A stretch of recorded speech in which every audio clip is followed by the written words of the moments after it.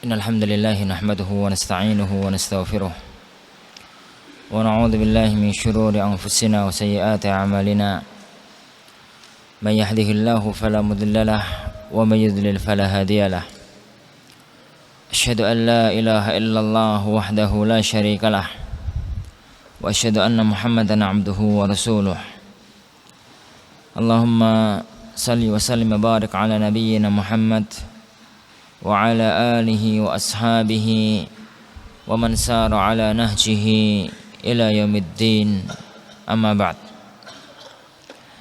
أيها الإخوة والأخوات jamaah kaum mukminin wal mukminah yang dimuliakan oleh Allah Subhanahu wa taala.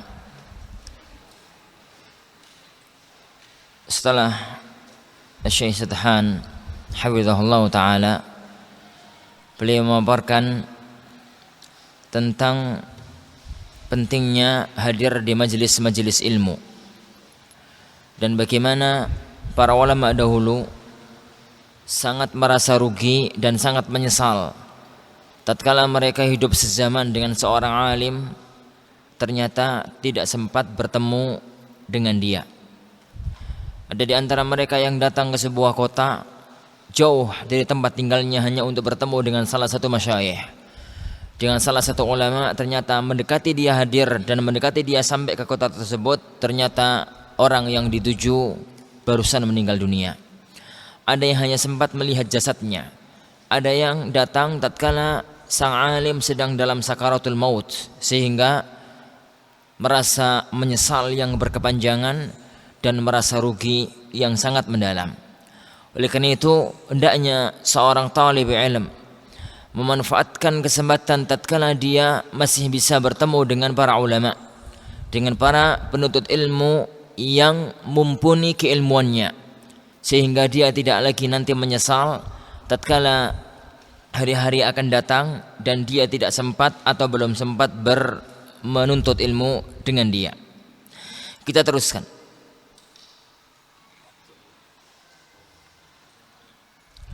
Fa'ala talibil ilm, maka kewajiban bagi seorang penuntut ilmu an yastaghilla hayatal ulama'i, untuk menggunakan hidupnya para ulama, mengambil kesempatan dengan hidupnya para ulama, wa yanhala min ma'anihim, dan mengambil dari ilmu-ilmu mereka, sumber mereka, qabla an yaqa'al amru, sebelum hal itu terjadi. Maksudnya sebelum para ulama kita dicabut nyawanya oleh Allah Subhanahu wa taala. Wa huwa sunnatun madiyatun, dan itu adalah satu sunnatullah yang berjalan, bahwasanya orang akan terlahir, kemudian dia hidup di alam dunia beberapa waktu dan dia pun akan meninggal dunia. Tidak dibedakan apakah dia orang jahil atau orang alim, seorang nabi atau bukan seorang nabi, semua akan mengalami kematian. Kama qala sallallahu alaihi wasallam, sebagaimana disabdakan oleh beliau sallallahu alaihi wasallam, innallaha la yaqbidul ilma intiza'an, sungguhnya Allah Subhanahu wa taala tidaklah mencabut ilmu begitu saja. Yantazi'uhu min suduril ibad, yang Allah mencabutnya dari hati para hamba. Allah tidaklah mencabut ilmu dengan menjadikan orang yang asalnya alim tiba-tiba bodoh. Allah tidak mencabut ilmu dengan menjadikan orang yang asalnya sangat faham terhadap Al-Quran dan As-Sunnah tiba-tiba tidak mengetahui. Allah tidak mencabut ilmu yang asalnya orang hafal tiba-tiba hilang hafalannya. Namun walakin yaqbidhul ilma biqabdhil ulama, namun Allah itu mengambil ilmu dengan diwafatkannya para ulama. Hatta idza lam yubqi aliman, sehingga tatkala sudah tidak lagi menyisakan satu alim pun, orang yang faqih terhadap agamanya, satu pun tidak tersisa. Ittakhadhan nasu ru'usan juhala, maka manusia akan mengambil para tokoh-tokoh yang bodoh. Karena di antara kebutuhan manusia adalah butuh orang yang ditokohkan di satu masyarakat. Siapapun dia, yang penting mesti ada orang yang dijadikan rujukan, ada orang yang dijadikan ketua, ada orang yang ditokohkan. Dan apabila ternyata di situ tidak ada orang alim, tinggal nyisa orang-orang jahil, maka mau nggak mau nanti dialah yang akan menjadi pemimpin, ittakhadhan nasu ru'usan juhala, maka orang-orang akan mengambil para pemimpin-pemimpin yang bodoh. Fasu'ilu, pemimpin-pemimpin yang bodoh itu pun ditanya, fa'aftau, lalu mereka memberi fatwa bighairi ilmin, tanpa ilmu, fadhallu wa adhallu, lalu mereka sesat dan menyesatkan. Dan inilah mereka lah para pemimpin-pemimpin yang sesat menyesatkan, itu adalah orang yang paling dikhawatirkan oleh Rasulullah sallallahu alaihi wasallam, di mana Rasulullah mengatakan inna akhwafa ma akhafu ala ummati, yang paling saya khawatirkan pada umatku nantinya adalah al-a'immah al-mudhillin, para pemimpin-pemimpin yang menyesatkan, karena kesalahan mereka dan kesesatan mereka bukan untuk dirinya sendiri, tapi untuk dirinya dan untuk orang lain. Fahadan nassu, maka nas ini nafhamu minhu, kita fahami darinya, annal ilma sayuqbadu, bahwasanya ilmu akan dicabut. Dan memang itulah faktanya, ilmu dicabut sedikit demi sedikit. Walaisal muradu raf'ul ilm, dan yang dimaksud bukanlah dihilangkannya ilmu, balil murad qabdhul ulama, bahkan atau tapi yang dimaksud itu adalah diwafatkannya para ulama. Wa dhihabul alim khasaratun la tu'awwidhuha tharwatun min malin aw jah. Hilangnya seorang alim adalah satu kerugian yang tidak dapat digantikan dengan harta atau kedudukan. Kenapa? Karena harta bisa dicari, kedudukan bisa dicari, tapi ilmu apabila sudah hilang seorang alim, maka jarang sekali akan ada seorang alim yang semisalnya. Walidha, oleh karena itu, Dzakar Az-Zahabi fi Siyar, Al-Imam Az-Zahabi menyebutkan dalam kitab Siyar Alamin Nubala, indama tarjama li Ishaq ibn al-Furat, tatkala menulis biografi Ishaq ibn Furat, beliau mengatakan inna thalathatan minal ulama, ada 3 orang ulama, matu fi waqtin wahid, yang mereka meninggal dunia dalam satu waktu yang berdekatan. Faqala Az-Zahabi, dan Imam Az-Zahabi mengatakan famithlu haula'i tsalatsah, semacam 3 orang itu, idza khalat minhum madinatun fi 'amin wahid, apabila satu kota ditinggalkan oleh mereka dalam satu tahun, faqad bana 'alaiha an-naqsu, maka telah nampaklah kekurangannya. Dan pada zaman kita sekarang, yani sangat terlihat nyata di hadapan kita. Tatkala dahulu alam Islami masih ditunggu oleh Syekh bin Baz, Syekhul Albani, dan Syekh Muhammad bin Shalih Al-Utsaimin rahimahullah, maka manusia masih dapat bersatu, kaum mukminin masih dapat mengambil satu rujukan, semuanya mengakui keilmuan para ulama-ulama tersebut. Tapi tatkala ketiganya diwafatkan oleh Allah Subhanahu wa taala dalam waktu yang berdekatan, maka banyak sekali fitnah yang muncul, banyak sekali gejala-gejala yang ada di antara kaum muslimin di dunia ini. Oleh karena itu, sebelum wafatnya Syekh bin Baz dan sebelum wafatnya Syekh Al-Albani rahimahullah, ada banyak orang, para ulama zaman itu, yang mimpi dengan mimpi yang sama, yang mereka saling bertanya dan tidak mengetahui apa maknanya. Yaitu banyak di antara mereka yang bermimpi bahwasannya seakan-akan dunia ini ada 2 rembulan.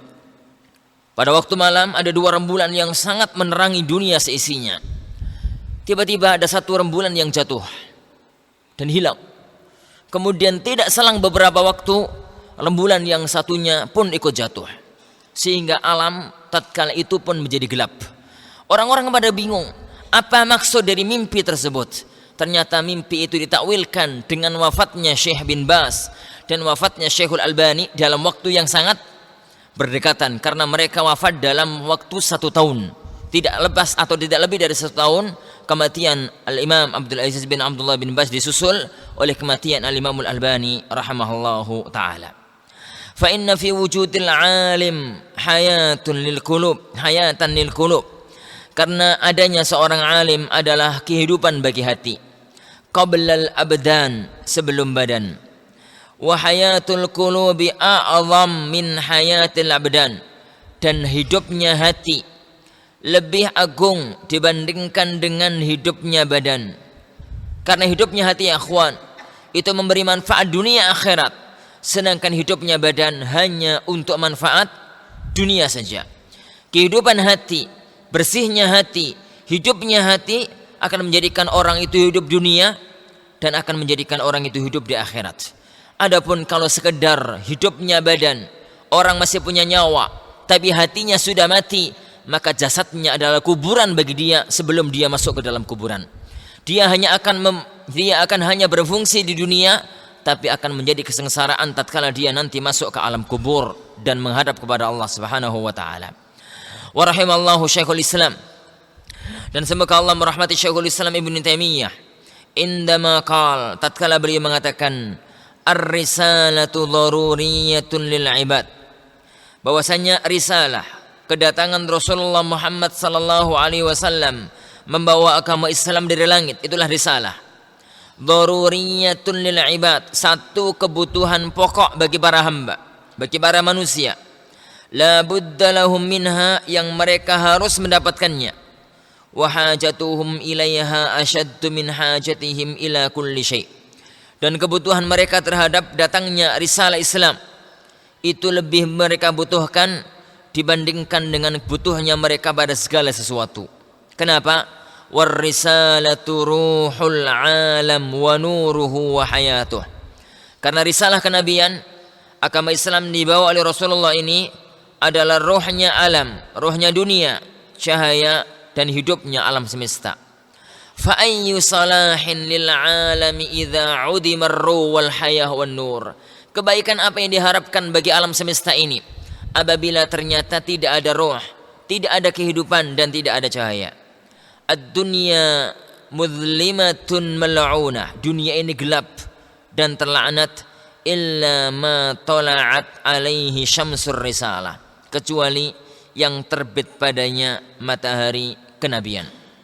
Farrisalatu hayatun lil qulub, risalah kenabian Rasulullah Muhammad alaihi salatu wassalam adalah kehidupan bagi hati. Kama anna at-ta'ama wasyaraba hayatun lil abdan, sebagaimana makanan dan minuman itu kehidupan bagi badan. Wa syattana ma baina mautil qulubi wa mautil abdan, dan jauh berbeda antara kematian hati dan kematian badan. Kenapa para ikhwah? Sebagaimana kita katakan tadi, bahwasanya orang itu kalau mati hatinya, sudah tidak punya roh keimanan, sudah tidak punya roh kebaikan pada hatinya, maka tidak ada lagi perlunya dia hidup di alam dunia, karena hidupnya dia di alam dunia tidak akan lebih daripada seekor binatang. Adapun kalau matinya badan, maka matinya badan kalau memang dia itu orang baik, akan diambil manfaatnya tatkala dia masuk ke alam akhirat, dan orang-orang di dunia masih bisa merasakan kebaikan dari orang yang telah meninggal dunia tersebut. Lihatlah para ulama, tatkala hati mereka itu suci dan tatkala hati-hati mereka itu hidup, maka meskipun jasad mereka telah menguburkan atau telah terkubur ratusan tahun yang lalu, maka kebaikan mereka masih dapat kita rasakan sampai saat ini. Al-Imam Al-Bukhari itu adalah orang yang hidup pada tahun 200-an. Sekarang kita hidup pada tahun 1400, 1200 tahun yang lalu.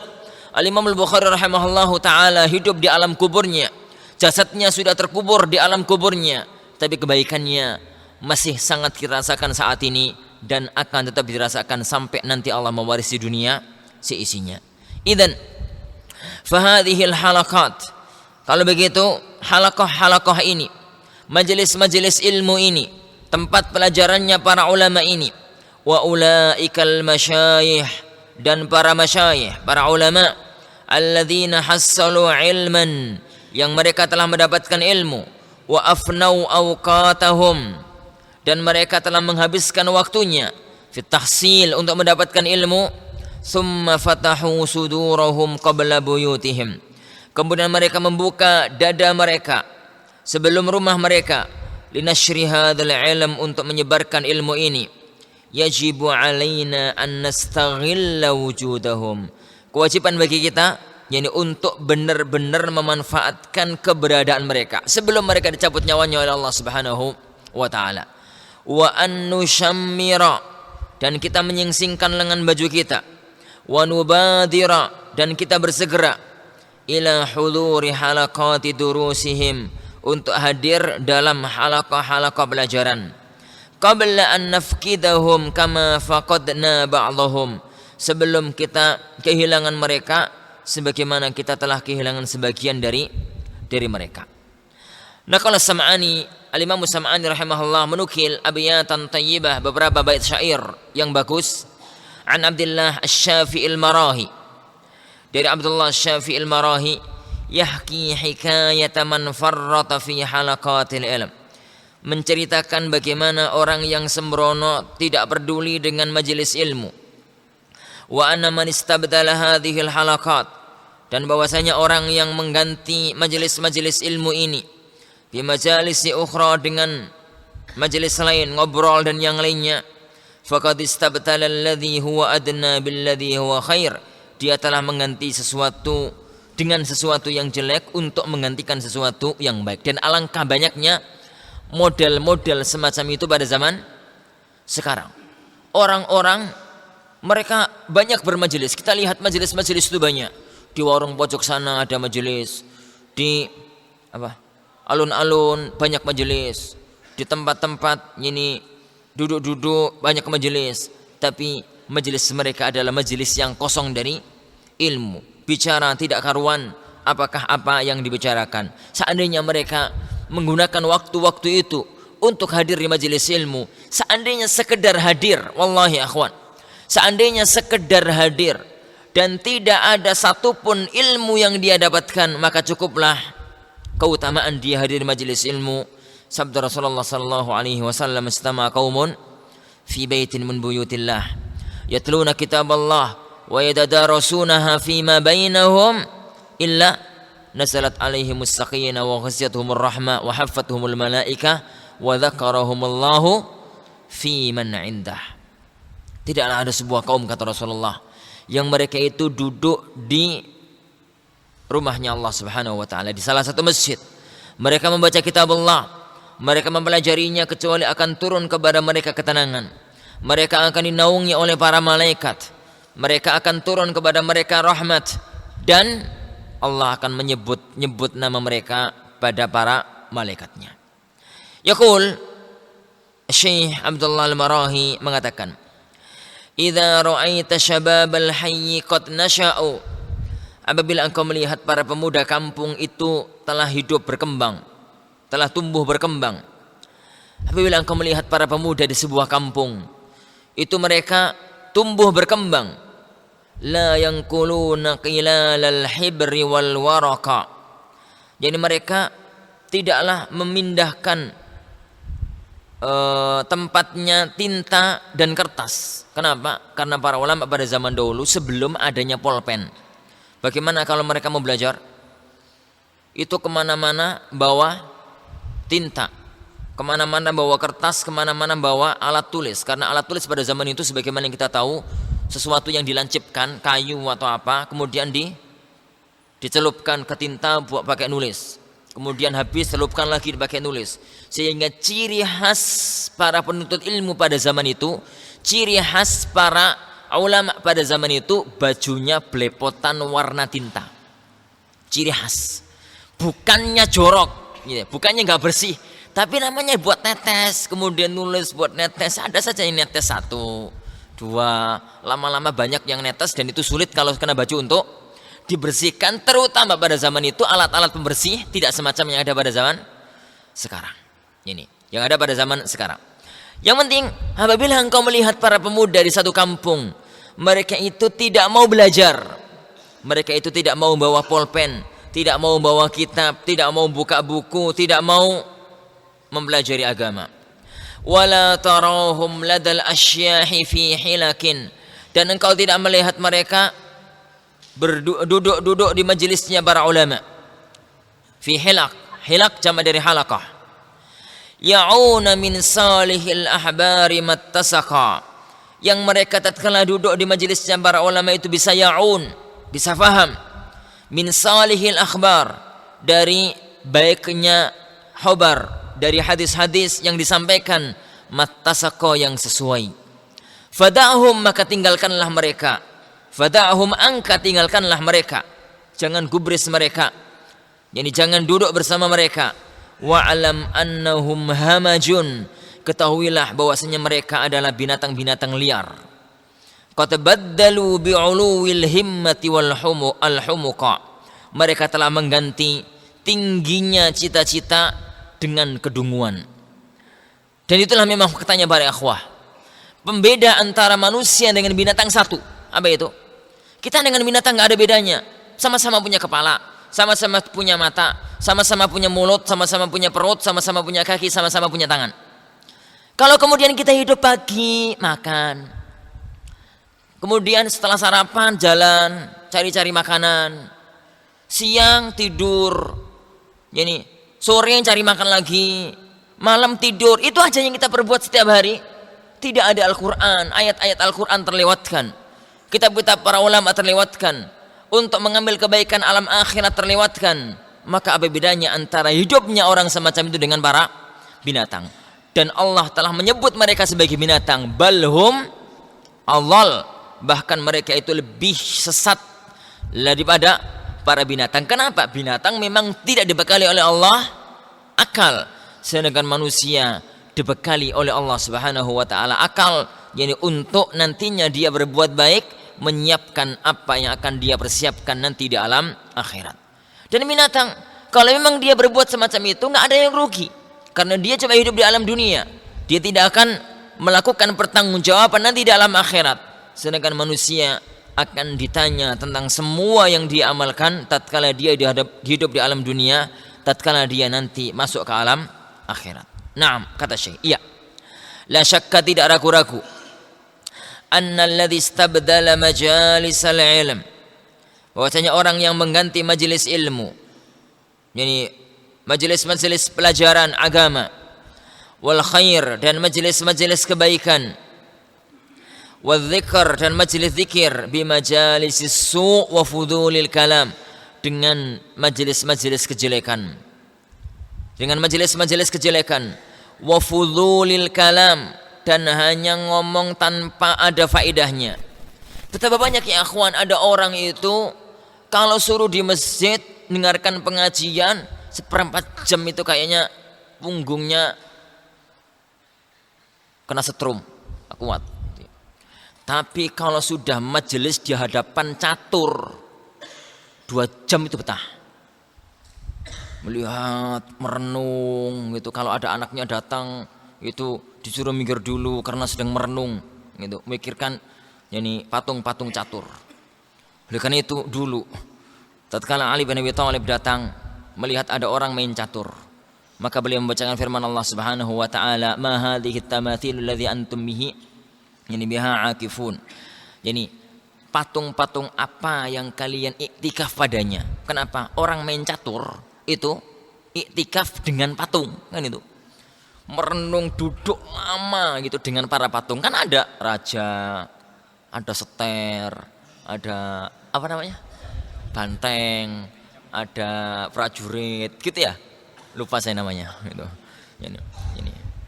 Nah, atau seandainya tidak semacam itu dan tidak ada khilaf ya akhwan di kalangan para ulama bahwasanya main catur terlarang, perbedaan para ulama hanya pada satu titik, larangan itu haram atau makruh. Dan haram adalah madhab jumhurul ulama. Ini kalau main catur nggak pakai apa? Nggak pakai duit, gitu ya. Adapun kalau main catur pakai duit, itu tidak ada khilaf di kalangan ahlul ilm bahwasanya itu adalah haram.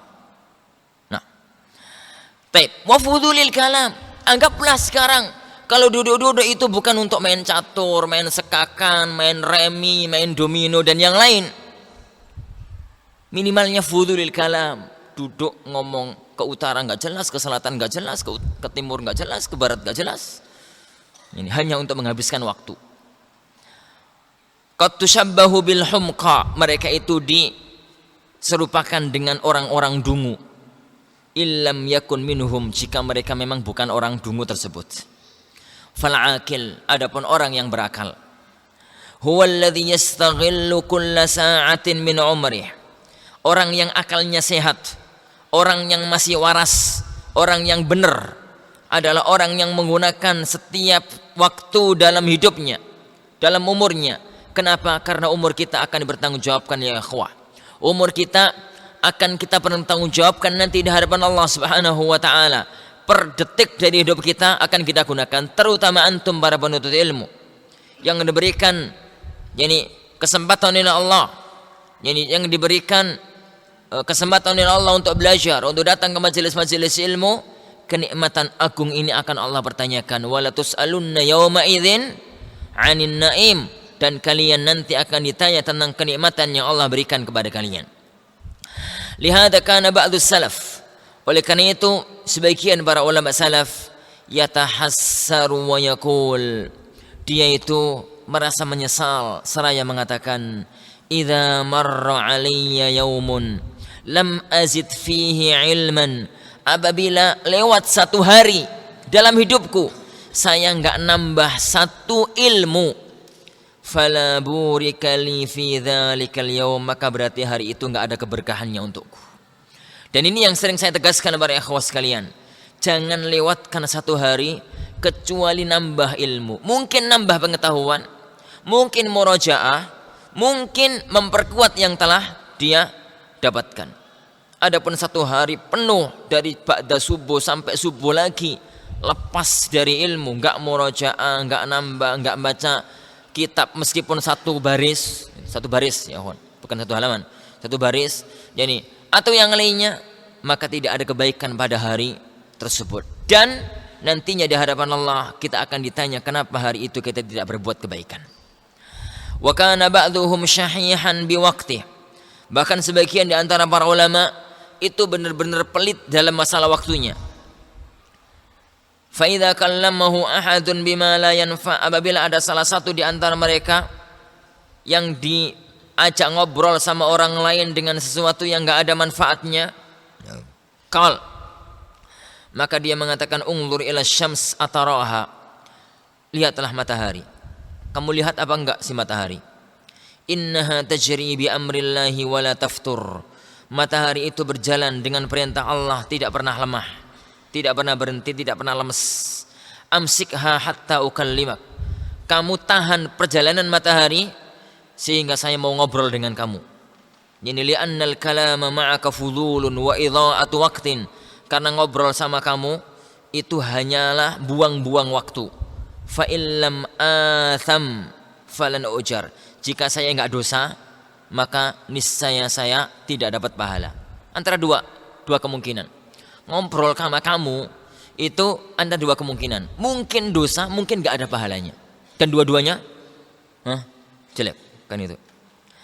Fayambahi, maka hendaknya alla nadzakhira wus'an fit tahsil, janganlah kita menyisakan kekuatan, menyisakan kemampuan dalam belajar. Wa fil julusi 'indal ulama, dan duduk di majelisnya para ulama. Wa fin nahli mimma 'allamahumullah qabla an nafqidahum, dan mengambil ilmu yang Allah berikan kepada mereka sebelum kita kehilangan mereka. Wa qabla an nandama 'ala at-tafriti fi baqaina wa iyyahum, dan sebelum kita menyesal tatkala kita sembrono, kita pernah satu hidup, satu zaman dengan mereka. 'Alal hayati sawiyan, hidup sama-sama. Tsumma dhihabuhum duna an nahsula min khuluqihim wa ilmihim wa fiqhihim, kemudian mereka pergi sebelum kita sempat mempelajari, mengambil akhlak, ilmu dan kefakihan mereka.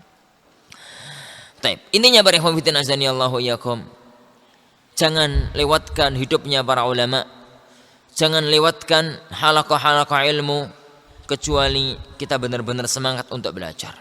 Dan ana pertegas di sini para ikhwan fillah azani Allahu wa iyyakum, janganlah antum wallahi tinggalkan 1 jam pun pelajaran di kelas.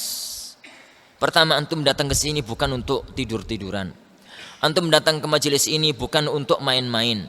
Antum datang ke tempat ini bukan untuk yang lainnya. Wallahi, antum datang ke tempat ini mungkin kehendak sendiri untuk berbuat baik. mencari ilmu. Mungkin antum adalah harapan orang tua untuk meneruskan perjuangan. Dan kita diharapkan oleh orang tua kita untuk mendapatkan kebaikan nantinya. Maka kita tatkala belum tersibukkan dengan keluarga, tatkala belum tersibukkan dengan pelajaran, tatkala belum tersibukkan dengan urusan-urusan yang lainnya, maka jangan pernah gaib dari kelas sekalipun kecuali terpaksa. Karena sakit, karena ada uzur yang tidak bisa dihindari, atau karena yang lainnya. Adapun adapun tidak ada uzur kemudian meninggalkan kelas, maka itu adalah satu aib yang itu tidak ada aib yang mungkin di atasnya bagi seorang penuntut ilmu yang meninggalkan kelas tanpa ada satu keperluan. Wallahu a'lam. Wa yanbahi an nura'iyal umur at-taliyata lil istifadati min halaqatil ilm. Dan seharusnya, selayaknya, seyogyanya kita memperhatikan beberapa perkara berikut ini untuk mengambil faidah dari halaqah ilmu. Al-amrul awwal, perkara yang pertama.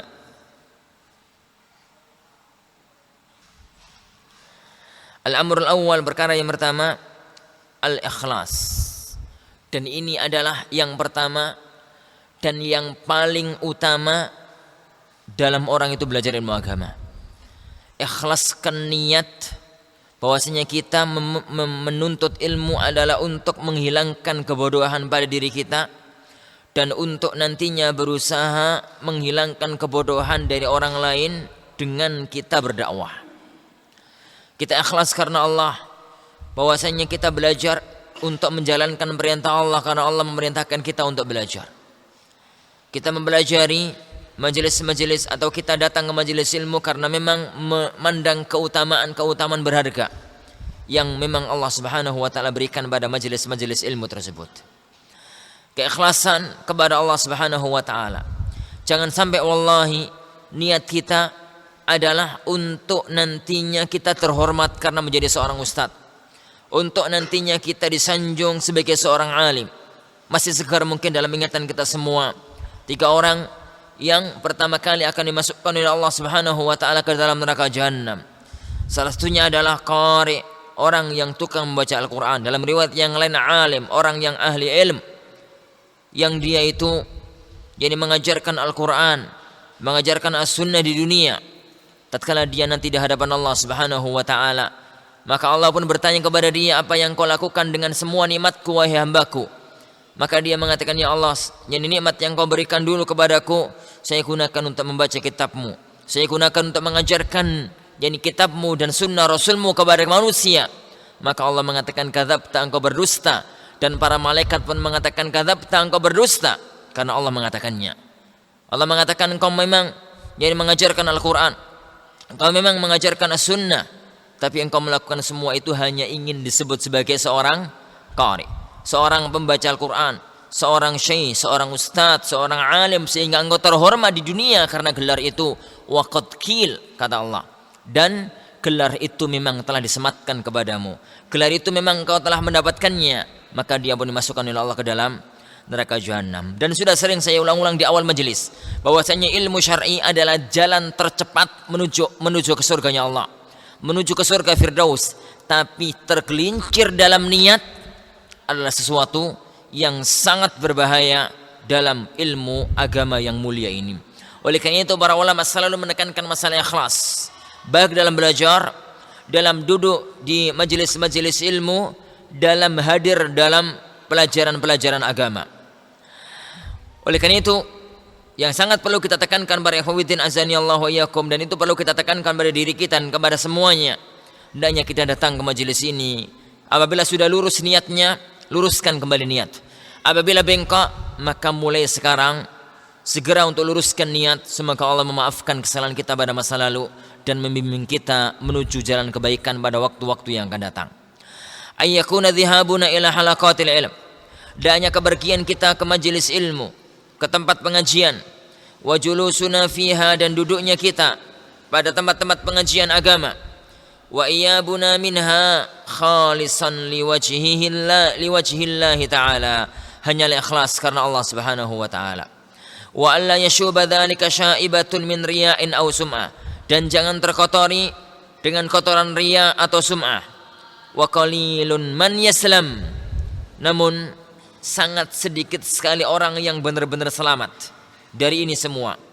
Walakinnallaha latifun bi'ibadihi, namun Allah Subhanahu wa taala Maha lembut kepada para hambanya. Faqad ya'tarin niyyah ma ya'tariha min syaibati hubbis sum'ah, terkadang niat itu terkotori dengan kotoran suka dipuji, au hub yani asyuhra, atau suka tenar, suka ketenaran, au hubbur riya, atau suka riya, suka dipuji.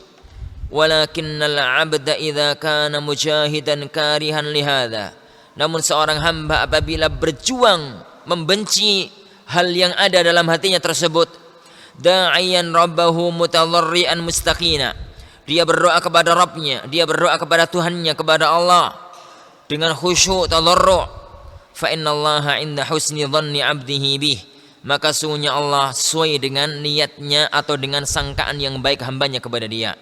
In khairan fa khairan wa in syarran fa syarrun, jika sangkaannya baik maka baik, jika buruk maka buruk. Wa bi kulli hal fayatarin niat ma ya'tariha, niat itu terkadang memang ada yang mengotorinya, ada yang datang sesuatu yang kotor kepada niat kita. Khassatan idza faqa aqranahu fit tahsil, terutama sekali kalau dia orang yang paling baik di antara teman-temannya dalam mempelajari ilmu. Fa'alina an nulazim al-ikhlasa lillah, kita wajib senantiasa ikhlas hanya karena Allah. Wa an nuhawila jahidina an nab'uda 'anin niyat ma yukaddiru safwaha, dan kita berusaha sekuat tenaga menjauhkan niat kita dari yang mengotori kebersihannya. Wa yu'akkiru naqa'aha, dan yang mengotori kesuciannya. Wa idza 'alimallahu dzalika minna, jika Allah mengetahui itu dari kita, wa sadaqna niyyata fi talab, dan kita jujur dalam berusaha membersihkan niat kita dalam belajar, falan nara minallahi insyaallah illa ma yusar, insyaallah kita tidak akan melihat dari Allah kecuali yang kita senangi. Qala ta'ala, Allah berfirman, walladzina jahadu fina lanahdiyannahum subulana, orang-orang yang berjuang di jalan kami niscaya akan kami tunjukkan jalan kami. Wa innallaha la ma'al muhsinin, dan sesungguhnya Allah Subhanahu wa ta'ala bersama orang-orang yang berbuat baik. Datangnya niat ya akhwan yang mengotori niat, kadang-kadang perasaan kepingin jadi ustadz yang terkenal, perasaan kepingin nanti kalau sudah lulus dapat pekerjaan yang mapan, perasaan dalam hati merasuk kepingin kayak ustadz fulan yang dihormati di mana-mana, perasaan itu ada. Tapi perasaan itu segera untuk diperangi. Datangnya sekali dua kali perasaan itu enggak apa-apa, enggak mengotori niat kita, asalkan enggak diteruskan, asalkan enggak dipupuk, asalkan enggak disirami, kemudian jadi satu tujuan.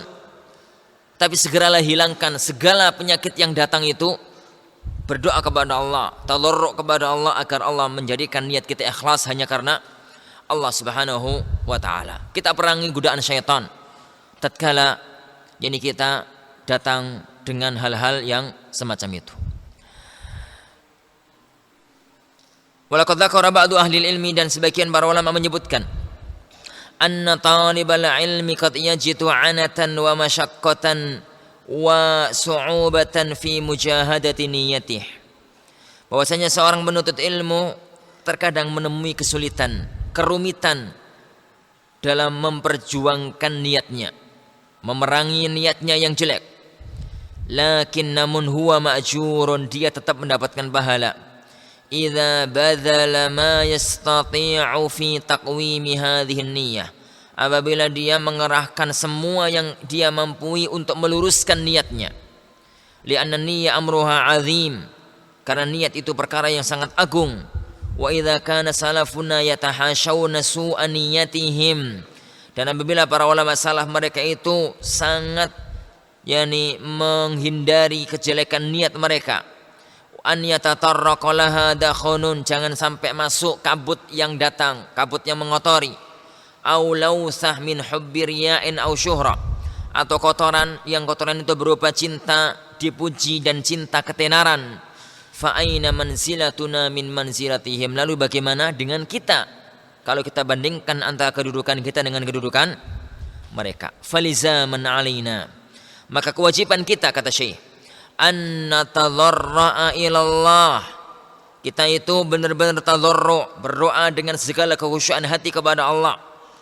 An yarzuqana al-ikhlasa fi jami'i umurina, semoga Allah merizkikan, menganugerahkan kepada kita keikhlasan dalam semua urusan. Wa an naf'ala al-asbab al-mu'inata 'ala dhalik, dan kita melakukan segala sesuatu yang bisa menolong, membantu kita ikhlas karena Allah. Qala al-Imam al-Dhahabi, qala al-Imam al-Khatib al-Baghdadi, al-Imam al-Khatib al-Baghdadi rahimahullah mengatakan, "Tsumma inni musika ya talibal ilm." Kemudian saya memberi wasiat kepadamu wahai penuntut ilmu, bi ikhlasin niyyati fi talabih, untuk mengikhlaskan niat tatkala menuntut ilmu, wa ijhadi an-nafs 'ala al-'amali bimujibi, dan berjuang sekuat tenaga untuk mengamalkan ilmu yang telah kita dapatkan. Ilmu yang telah kita dapatkan. Masalah yang pertama ya akhwan, adapun masalah mengamalkan ilmu yang kita dapatkan insyaallah akan datang keterangannya.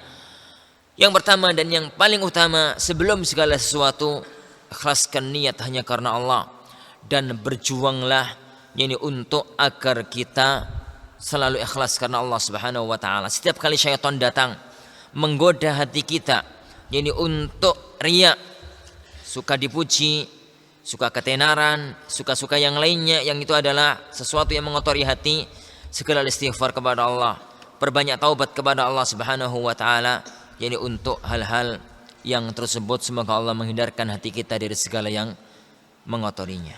Wallahu a'lam.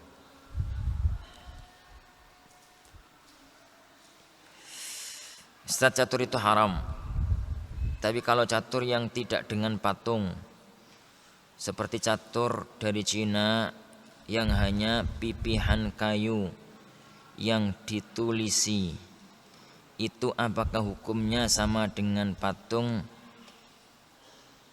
dengan poin apa ini? Dengan poin kayu bentuk patung itu. Syukron. Pertama ya akhwan, pertama catur permainan semacam itu adalah permainan yang melalaikan. Tidak layak bagi seorang muslim untuk membuang waktunya 1-2 jam terbuang percuma. Setelah Anda main catur, apa manfaat yang Anda dapatkan ya fulan? Wahai hamba Allah, setelah Anda 1 jam di depan kotak catur, setelah itu apa yang Anda dapatkan?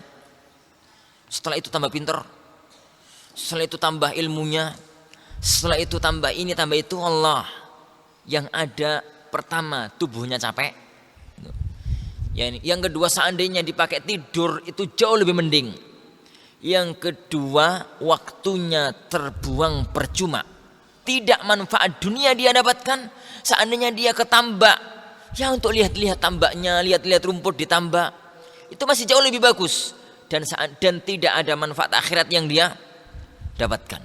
Tidak ada manfaat akhirat yang dia dapatkan. Itu yang pertama. Dan ini berlaku umum bagi semua permainan-permainan semacam itu yang tidak ada manfaat dunia akhirat. Oleh karena itu ya akhwan, kalau antum jadi berusaha, kalau antum ingin untuk bermain, usahakan permainan itu yang ada manfaatnya akhirat atau dunia. Contoh, jika sudah penat, jika sudah jadi judek, mau menghafalkan nggak masuk, mau baca mata sudah lelah, mau ini sudah capek gitu ya, silahkan refreshing. Dan itu wajar bagi manusia untuk refreshing. Ya lari-lari, jalan-jalan, nendang-nendang bola, jadi jungkir wali, dan yang terserah gitu ya. Karena itu ada manfaatnya untuk dunia. Apa? Badan kita seger karena dengan olahraga, dengan jalan-jalan. Tapi antum perhatikan sekarang, catur, badan sudah nggak gerak, gitu. Pikiran terforsir, setelah itu capek, nggak ada manfaatnya untuk dunia, nggak ada manfaatnya untuk akhirat. Dan itu berlaku untuk semua permainan yang sama. Catur, remi, domino, apa lagi? Terserah apa namanya, gitu ya. Baik catur Jepang atau catur Cina. Karena tadi pertanyaan Cina, Anda nggak tahu yang satunya, gitu ya. Semuanya sama. Hanya kadar terlarangnya beda. Kadar terlarangnya beda. Kalau catur yang pakai patung, larangannya dua sisi. Membuang waktu dan pakai patung. Yang satu tadi dari sisi satu, yaitu membuang-buang waktu tanpa ada faedahnya. Dan seandainya nanti Anda di hadapan Allah Subhanahu wa taala di padang mahsyar, kemudian para malaikat Allah mengatakan, "Ya wahai hambaku, pada hari ini jam ini kamu main catur. Kenapa?" Apa yang kira-kira akan kita jawab di hadapan Allah? Apa kira-kira jawaban kita? Ya Allah, capek. Masa gitu? Lah kalau capek ya tidur. Ya Allah, stres. Kalau stres jalan-jalan main bola. Adapun itu nggak ada manfaatnya dunia, nggak ada manfaatnya akhirat, maka itu adalah sesuatu yang sangat rugi diamalkan oleh seorang muslim.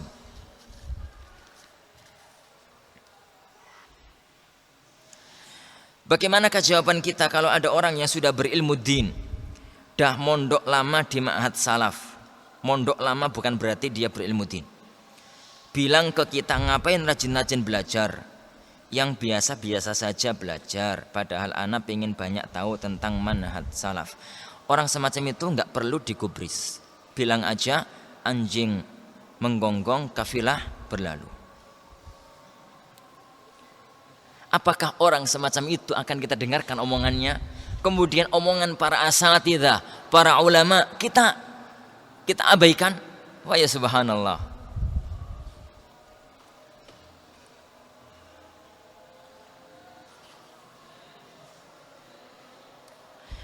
Bagaimana Ustadz kalau kita diajak main catur? Jangan mau.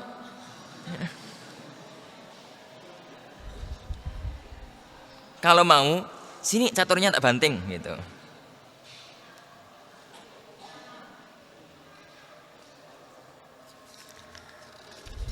Baik, insyaallah subhanahu wa ta'ala pertanyaan yang sisa kita bahas pada pertemuan depan karena sudah isya. Kita akhiri subhanakallahumma bihamdik asyhadu an la ilaha illa anta astaghfiruka wa atubu ilaik. Sallallahu wasallam wa baraka ala nabiyina Muhammad. Assalamualaikum warahmatullahi wabarakatuh.